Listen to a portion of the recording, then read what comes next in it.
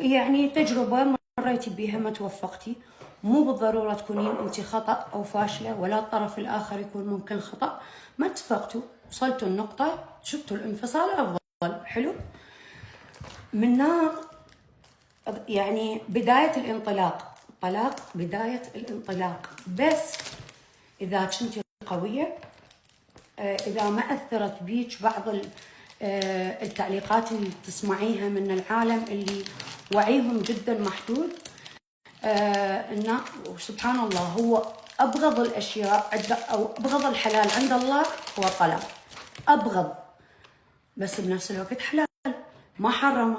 يعني الله سبحانه وتعالى لو محرم الطلاق كان صرنا بغابه، ناس تاكل ناس.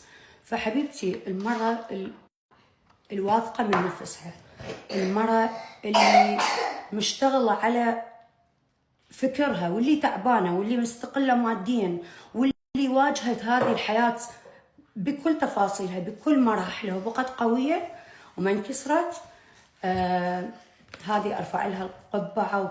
وكلمة مطلقة ما تاخذ من عندك قيد شعرة.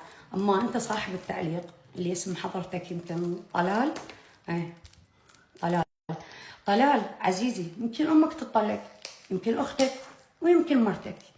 فواردة ما قاعد تسبني انت قاعد راويني مستوى وعيك وين او فكرك وين.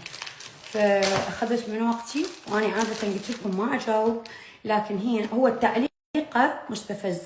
وبنفس الوقت حبيت انطي كم رساله مباشره الى النساء اللي مروا بتجربه الطلاق وما نجحوا. بس ها هي، شكرا، احبكم.